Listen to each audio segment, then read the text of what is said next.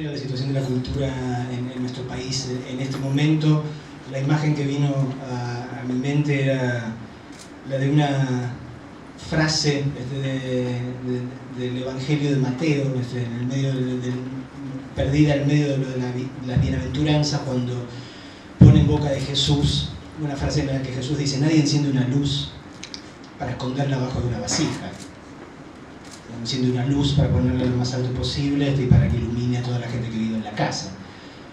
La lógica parece absolutamente inapelable, pero en nuestra realidad argentina, muy claramente, la luz que significa la cultura argentina, toda la producción de la cultura argentina y lo que significa la comunicación argentina y sobre todo la comunicación independiente de verdad, está puesta por el macrismo debajo de una vasija dada vuelta, no solo para que no brille, sino para que en la medida de lo posible la llama consuma el oxígeno y se apague, ¿no?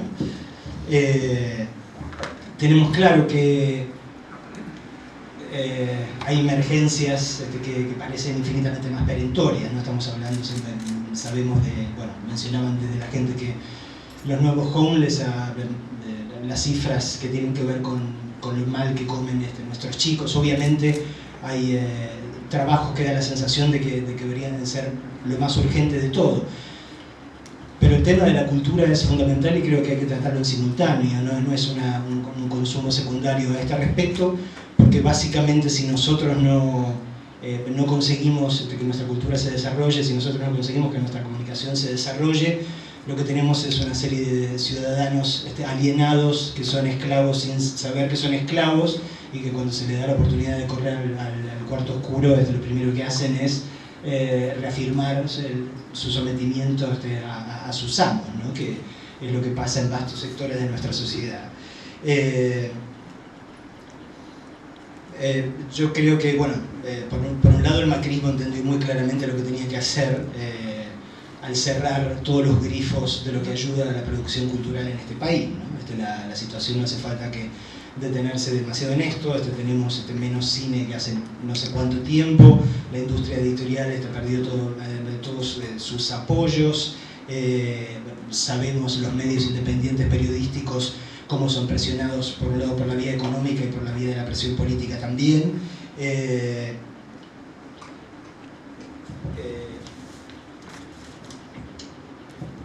Y esto, digamos, esta crisis de todo lo que serían los aspectos o los contenidos más formales y más tradicionales de lo que entendemos por cultura, se mezclan con el surgimiento de una serie de nuevos medios y nuevas tecnologías que el macrismo parece utilizar infinitamente mejor que nosotros.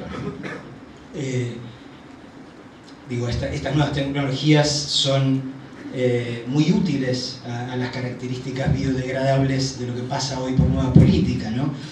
Idea fuerza, o sea, lo que antes llamábamos eslogans que tornan innecesaria la elaboración, la argumentación, el efecto inmediato, la producción industrial, porque un contenido reemplaza al otro y la capacidad de concentración no es imprescindible, piezas intercambiables que se valoran por su efecto y no por su verdad, ¿no? Algo que a cualquiera que haya leído Un Mundo Feliz, esta fantasía que Huxley publicó en 1931, y esta droga que se llamaba Soma, que lo que hacía era producir tanta felicidad como vacío, no cuesta demasiado asociar estas nuevas tecnologías a esa idea, ¿no? Yo creo que cuando retorne un gobierno de corte popular tiene que empezar a hacer una serie de cosas urgentes desde el minuto cero, así como por supuesto tiene que hacerlas en el terreno de lo económico y en el terreno de lo político, porque si no conseguimos presentar un relato lo suficientemente persuasivo a un pueblo que ha sufrido lo que está sufriendo en este momento, el proceso histórico que vamos a tener que llevar adelante se nos va a hacer cuesta arriba, ¿no? Por un lado, claramente hay que devolver su provisión de oxígeno a todo lo que es la producción cultural. Sabemos claramente que va a haber muy poca guita, pero hay muchas formas de ayudar a aliviar la producción cultural, empezando por exenciones impositivas, ¿no? Pero también creo que hay que tener una dirección muy clara en lo que tiene que ver con la política cultural. Durante los gobiernos kirchneristas hubo esta tendencia absolutamente loable a tratar de conseguir algo parecido al pleno empleo, ¿no? Todo el mundo estaba laburando, todo el mundo estaba creando algo, todo el mundo estaba produciendo algo. Lo cual esto era maravilloso, pero por otro lado lo que se hacía, o sea, se creaba una multiplicidad de obras en un espacio cultural tan enorme como atomizado, como está atomizado ahora por las nuevas tecnologías, mientras le cedimos el mainstream, básicamente, la fabricación de los contenidos esenciales que son los que arman los sueños y los razonamientos de la gente, a nuestro enemigo, ¿no? Digo, ¿cómo puede ser que si tuviésemos que pensar, a ver, qué película fue un fenómeno de público durante los gobiernos kirchneristas, y lo primero que va a salir es Campanella?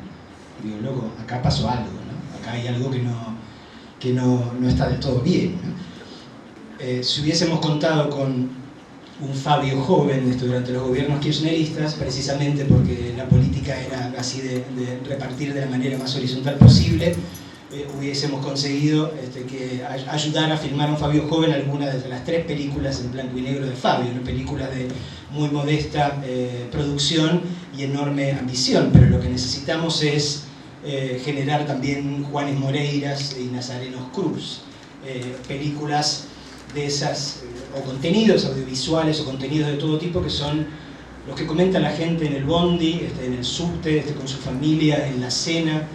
No ceder lo que es el imaginario de nuestro pueblo a precisamente la fábrica de contenidos marca Acme del campo antipopular. En cualquier otro momento, la merma objetiva que hay en la cantidad de películas menos que se hacen, en los contenidos cada vez más flojos y más lavados de la televisión argentina, etcétera, etcétera, se hubiese sentido como un vacío. Ahora no se siente como un vacío precisamente porque lo que ocupaba ese lugar en nuestro imaginario pasa ahora básicamente por las nuevas tecnologías, por las redes, por los aparatitos, ¿no? Y creo que una cuestión esencial que tenemos que entender nosotros, que creo que todavía arrastramos una concepción de lo cultural un poco excesivamente tradicional, es entender que lo que antes llamábamos cultura ya no pasa necesariamente ni por el cine, ni por la televisión, ni por los teatros, sino por los celulares, por las tablets y por las computadoras. Lo que no puede ser leído, oído, visto, escrito y filmado por esos aparatitos, no lo registran las nuevas generaciones. Entonces, creo que lo que tenemos que empezar a asumir, por un lado, es que aquel esquema tradicional en el cual existía todo un mundo de la cultura, de la producción, y después existía esta especie de polea de transmisión que eran los medios de comunicación, que estaban ahí, digamos, como para servir a la difusión de estos productos tan excelsos. Ya no hay separación. Hoy la cultura es la comunicación, o si prefieren, la comunicación es la cultura. No hay nada por afuera de eso. Creo que nosotros, los del campo popular, que básicamente somos empatía pura, lo que tenemos que hacer es tomar estas formas nuevas, estas tecnologías nuevas por asalto, y llenarlas de contenido, del contenido precisamente que esta gente que parece manejar también estos elementos, contenidos que no provee, ¿no? Lo único que se provee es el efecto, el shock, la maravilla, la masturbación constante, ¿no? Digo, como eso es lo que se hace a través de las redes y de las nuevas tecnologías, ¿no? La excitación constante y el agotamiento constante.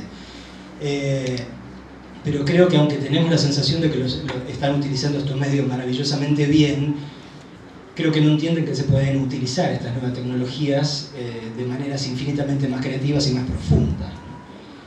Miren lo que pasaba con los Lumière. Los Lumière, que fueron los inventores del cinematógrafo, pensaban que ese aparato servía básicamente para crear una suerte de espejo virtual y para usar como un truco de feria y asustar a la gente con la imagen del tren que entra en la estación. Tuvo que venir otra gente, que no era la que había inventado el cinematógrafo, que entendió mejor las potencialidades de esos medios, ¿no?